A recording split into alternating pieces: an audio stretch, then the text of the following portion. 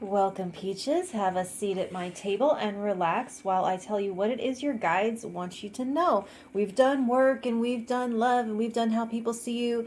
This one I do every week is going to get a little bit more spiritual. So, just to give you a heads up of what this is all about.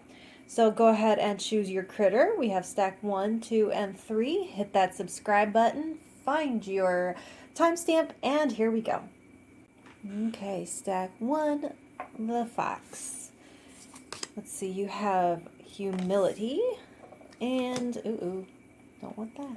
10 of Cups, the Hierophant, and the Wheel of Fortune. Wow. Wow, wow, wow. Okay. So this is fascinating and really complex for so few cards. For one, they're reminding you that forces bigger than you are at play, like wheels bigger than you can see are turning. And they're telling you this for two main reasons. One is to check your ego, not for the sake of like shame, but actually like relief. And two, so you can refocus on your one job. So they're not saying it's bigger than you, sit down, but it's bigger than you. You aren't responsible for all of it, but your role is part of that great turning wheel, so stand up. So on one hand, I don't know if you're familiar with all that Alan Watts stuff about you being God is true. And at the same time, you were given a body and a span of life for a reason, with limitations, with frailties, with strengths and desires, all to shape an individual perspective.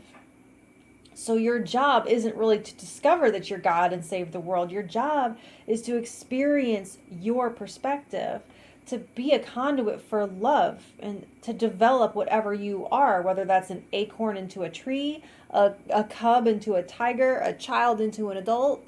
You just have to, take the seed that you are and grow it to its fullest potential. So continue to pursue happiness and stay in the light. Love yourself, your partner, your family, your community, your planet. It's just the ego rides the outside of this wheel. It experiences the highs and the lows, the triumphs on top, and then the crushing defeats as it gets rolled under, and repeat. So you, capital Y, the observer, can ride the center and just watch the show. And one or the other isn't right. You're both. You are purpose. So ride the ride, and at the same time, remember that you are not the ride. So your search for love, your search for great sex, for deep connection is part of that. And as you search, as is your search for meaningful work and for security and to have the family that you envision as whatever your definition of that is. Keep doing that. And at the same time, they're saying not to take it so seriously that you forget your true identity, your true divinity. As long as you are breathing, you are doing your capital J job. They're saying to chill out on yourself, actually. And they're saying it's a mistake to only attach God to beauty, or to think that because the point is so simple that it has no meaning, or that because your physical form is so small and short-lived by cosmic standards that your purpose is minimal and meaningless. The fact that we live on a spark in an explosion in otherwise infinite darkness does not minimize it. On the contrary, it compounds and compacts purpose. It's like, in the grand scheme of things, you're here one day, you have one job, to be you, conducting the flow of love in and out through your heart. So that's what I have for you, stack 1. And if you want to hear what I have for you next week, like, share, and subscribe. Share to share all that love, like to share all that love. And I will talk to you next week. Thank you. All right, stack 2, the deer. Okay, you have listening. This is talking about your receptive side. You have the Ace of Pentacles, the Tower, and the Knight of Pentacles. All right. I'm getting an image of... All right, so while this card is about being a good listener in relationships, I am hearing like a distant thunder, especially with this tower right under it. So imagine, if you will, a seed falling between the cracks of the floorboards, and it lands in the dirt under the house. It takes root and suddenly explodes into a giant tree that, of course, obliterates the house as it breaks free and reaches for the sky. So, like, very fast, time lapse. The King of Pentacles, and yes, this is the Knight, but hang on. The King, where he's going, is that full-grown tree. You and all of your wealth and stability, rootedness, grounded abundance, master of your material world. They're saying that you won't be that in your current environment. And that means a lot of different things for different people. It could mean your current job, if that happens to be a dead-end job, or it could be a certain poverty mindset, or whatever this limiting construct means for you in your life. Certain animals will only grow as large as their environment allows.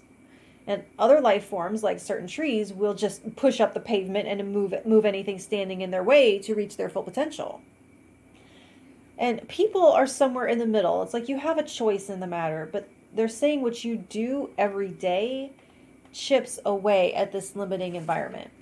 So you don't have to explode out of this and grow that tree overnight. You don't have to tear your life down before you can start rebuilding it. This looks kind of like cell turnover, like the way every day cells die and are replaced, and yet your awareness of yourself remains constant. So, yes, you are dismantling something one piece at a time and replacing it with something bigger. So, each day will ask for something small from you to surrender, to tear down, to exile. So listen for the mental and emotional squeaks, the wobbles, little pieces of your comfort zone. Listen for the dissonance while you drive to work, or listen to yourself when you start to complain. These are your instructions of what needs to be chiseled out, not the complaining itself. Not telling you to stop complaining, it's saying to listen to that complaint. Listen to what you're saying and respond to it.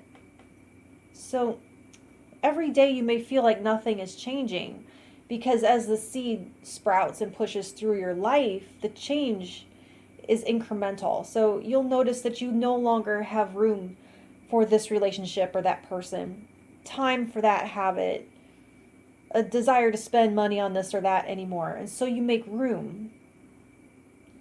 You see a tear in your heart and you might repair it. It's minor, but you repair around where this new wealth has pushed itself in. It's only in looking back while you sit under your tree and you think, didn't there used to be a prison here? So that's what they're saying to you this week, you guys. And if you want to hear what they have for you next week, like, share, and subscribe and all that good stuff. And I will talk to you then. Thank you. All right, stack 3, the yellow randomal. All right, you have Boundless Love. This is a card about many tiny miracles. Okay, you have the High Priestess, you have the King of Wands, the Three of Swords. Okay. So this is very unusual, and I hope I can articulate it coherently. So there is a call towards healing, and some of you are being called to do energy work. Others of you are being assigned to take control of your own heart healing. Even if you're in that second group, you may choose to go to a practitioner with the understanding of what I'm going to try to get across here. So there is a mystery around this, around all this. Like a healer does not actually heal you, or at least an energy healer anyway. They don't actually heal you unless we're talking about like allopathic surgeries and whatnot, like broken bones and stuff. Energy healing is more about clearing the energy so that the body can heal itself. So it's more about getting out of the way so your body and your heart and your mind or whatever can do its thing. Your main job would be to trust and honor what it's asking for. So this pain in the Three of Swords, it contains a message, a kind of a dual message. So pain serves a vital function in our experience. It's to signal that something needs our attention. And they're telling you not to run away from the pain, but to confront it and find out the cause. That being said, this boundless love card reminding you about tiny miracles says not to focus on and feed the pain once you've allowed it to convey its message. Now's the part where you get help to remove the interfering factors and then get out of the way. So like in Stranger Things, several times 11 was directed to focus on an angry or sad memory to activate her powers.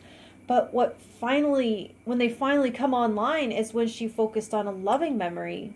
And she's brought back from the brink multiple times by loving expression.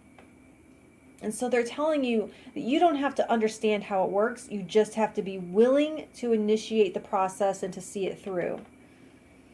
Like, to summarize, they're telling you address the pain directly, head on, face to face. Take the information and, with help most likely, clear the source out. And then redirect your focus to love, to self-care, to belief in magic, belief in your intuitive wisdom, to joy. Move towards the pleasures. Because like they say, what you focus on grows. So pain is a powerful motivator, one of the 3 prime behavioral motivators, if I remember correctly. So allow it to do just that, motivate you to heal yourself or others, depending on, what your case is, not to consume you. Okay, so that's what they're telling you, Stack 3. And if you want to know what they have for you next week, like, share, and subscribe and all that good stuff. And I will talk to you then. Thank you.